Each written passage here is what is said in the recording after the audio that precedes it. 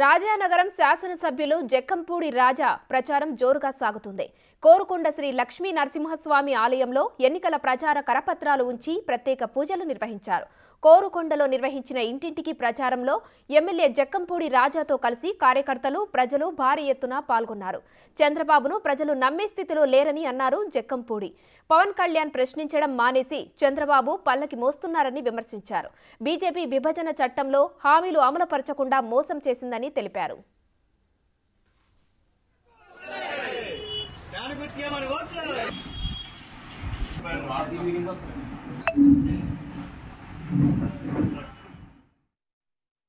గతంలో ఎప్పుడు లేని విధంగా రాజానగరం నియోజకవర్గ చరిత్రలో మొట్టమొదటిసారి ఒక అధికార పార్టీకి సంబంధించినటువంటి శాసనసభ్యుడిగా ప్రతి గడపకి వెళ్ళాం.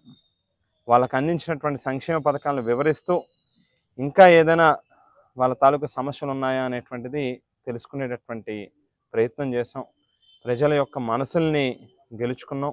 ఖచ్చితంగా రాబోయేటటువంటి రోజుల్లో మరోసారి ఈ నియోజకవర్గంలో ఫ్యాన్ గాలి వేయబోతా ఉంది. వైఎస్ఆర్ కాంగ్రెస్ పార్టీ జెండా ఎగరబోతి బలమైన నమ్మకంతో ఇవాళ తెలియజేస్తూ పవన్ కళ్యాణ్ గారు ఒక సిద్ధాంతాలతో ఒక పద్ధతితో పార్టీని నడపడానికి ముందుకు వచ్చాను, రాజకీయాలు చేయడానికి ముందుకు వచ్చానని చెప్పారు. ఇవాళ పవన్ కళ్యాణ్ గారు ఖచ్చితంగా ఆలోచన చేయాల్సినటువంటి అవసరం ఉంది. మేడా గురుదత్ ప్రసాద్ గారు లాంటి ఒక క్యారెక్టర్ ఉన్నటువంటి మనిషి, జాతీయ అంతర్జాతీయ స్థాయిలో ఎన్నో అవార్డులు అందుకున్నటువంటి వ్యక్తిని పక్కకు పెట్టి వేళ ఒక క్యారెక్టర్ లేనటువంటి వ్యక్తిని, ఒక ఉద్యోగాలు అమ్మే నిరుద్యోగుల్ని మోసం చేసినటువంటి పరిస్థితి, ప్రజల దగ్గర నుంచి కలెక్ట్ చేసి తర్వాత వారికి టోపీలు పెట్టినటువంటి వ్యక్తులు, ఐపీలు పెట్టినటువంటి వాళ్ళు, చీటీలు పేరు చెప్పి చీటింగులు చేసినటువంటి వ్యక్తుల్ని ఏ రకంగా ఇవాళ ప్రోత్సహిస్తూ ఉన్నారని చెప్పి అడుగుతా ఉన్నాం. నిజంగా మీలో చిత్తశుద్ధి ఉంటే ఇటువంటి వ్యక్తుల్ని ప్రోత్సహించి ఉంటారా మీరు అనేటువంటిది ఖచ్చితంగా ఇవాళ అందరిలోని ఉత్పన్నం అవుతా ఉన్నటువంటి ప్రశ్న. జనసేన, టీడీపీ, బీజేపీ వాళ్ళ అసత్య ప్రచారాలు చూస్తూ ఉంటాయి. నిస్సిగ్గుగా ఇవాళ అవన్నీ ఫేక్ పట్టాలని చెప్పి ప్రచారం చేసుకునేటటువంటి ప్రయత్నం చేస్తూ ఉన్నారు.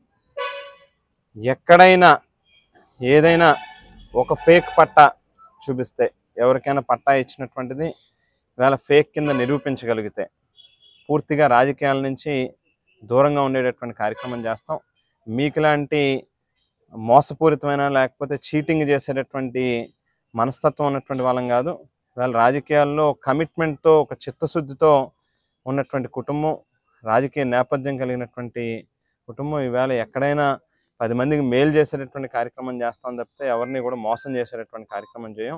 ఊరికినే ఇటువంటి లేనిపోని అపోహలు సృష్టించి ప్రజల్ని ఒక కన్ఫ్యూజన్లోకి నెట్టేటటువంటి ప్రయత్నం మీరు ఏదైతే చేస్తూ ఉన్నారో అటువంటి వాటిల్లో మీరు ఖచ్చితంగా సక్సెస్ అవ్వరనేటువంటి విషయాన్ని మాత్రం గుర్తుపెట్టుకోండి. ప్రజలు ఇంకా చీ కొడతారు మిమ్మల్ని.